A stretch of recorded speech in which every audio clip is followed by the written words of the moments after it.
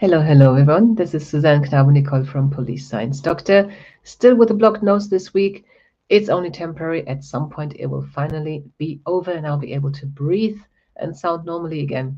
Anyway, welcome to Police Science Snippets. It's basically one of the ways that Police Science Doctor, as in myself, tries to bring research findings in criminology, policing, science, evidence-based policing, investigative psychology, forensic psychology, to the actual law enforcement practitioner. There is no established process of bringing those research findings to people who actually work on the front line. So that is what Police Science Doctor tries to achieve. And the police science snippets are one of the ways in which I do this. So basically, I go through research findings and try to find ones that are quite practical, applicable, that I think will be of use to some of you straight away. You guys obviously work in very, very different roles across the globe, and it's not always possible to find something that is specifically suitable for your role.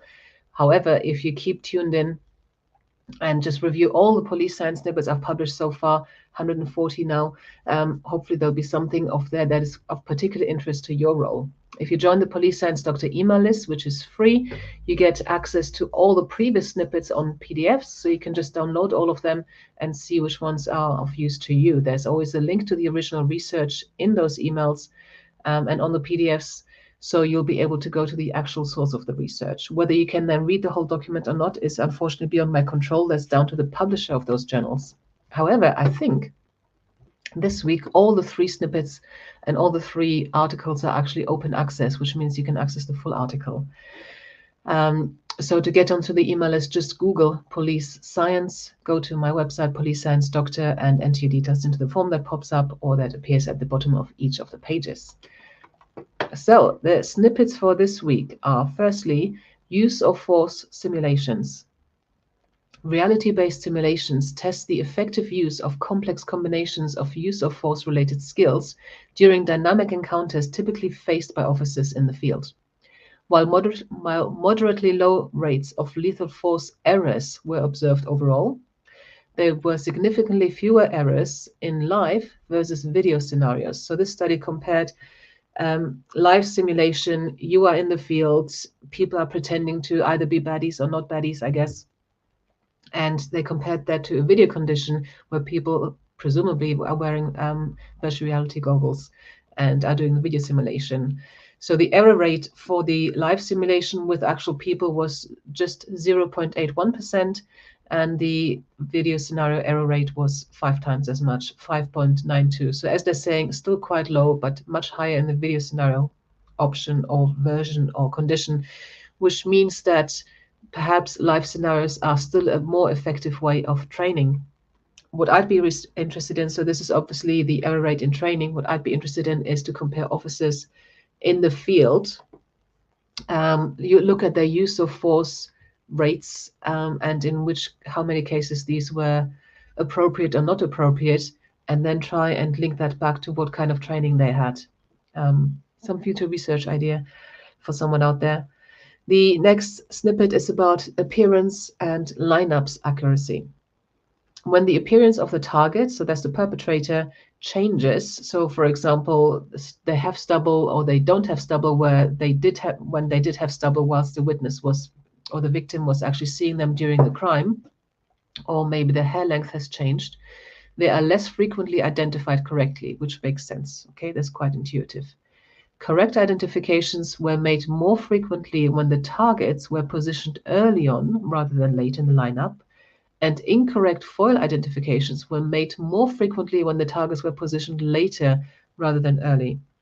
So identifications are made more frequently correctly of the actual target when they're shown earlier on in the lineup rather than being one of the last.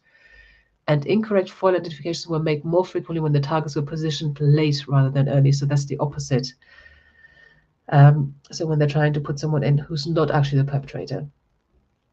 So the next one is about victim age and attorney. So this is about children having experienced child sexual abuse, and to what extent and when attorneys, so there's defense attorneys, use rape myths and sexual abuse myths to try and discredit them in front of the jury. I've got an emotional reaction to people who do that. not only perpetrate the crime, but also who then try to try to destroy the child victim, especially in the trial. But I'm not going to go into that. So myths about both rape generally and child sexual abuse specifically appear with regularity in criminal trials of children who have made allegations of CSA, child sexual abuse. So these myths are brought to the front by the defense attorneys. Attorneys use CSA myths, so these are disclosure myths, extent of harm, a child's positive relationship with their perpetrator, and the presence of witnesses, regardless of the age of the child. However, the probability that a child would receive a rape myth-consistent line of questioning increased with the child's age. So rape myths specifically are force and resistance, motives to lie, victim precipitation, and character issues. So these rape myths are more frequently brought up by the defense attorney when the child is older. However, general CSA myths are brought up whatever the age of the child is. So hopefully there was something in there that was of use to you. If not, remember, there will be something in all the other previous snippets that you have access to when you subscribe to the free Police Science Doctor email list. So you get an access password to access the read page on the website, and you can download all the snippets as PDFs on there. So I hope this was of use to you. And if not, there'll be something in the previous week. And until then, bye-bye. Thank you for watching. I hope you found this content useful.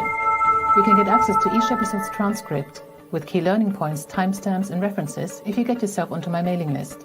Just go to the main website on policesciencedoctor.com, and on the bottom of each page you will find a sign-up form for notifications of new content. Just enter your first name, your preferred email address, and the type of organization you work for. You will not get any spam. This is just for me to let you know about new content and for you to get access to all the transcripts.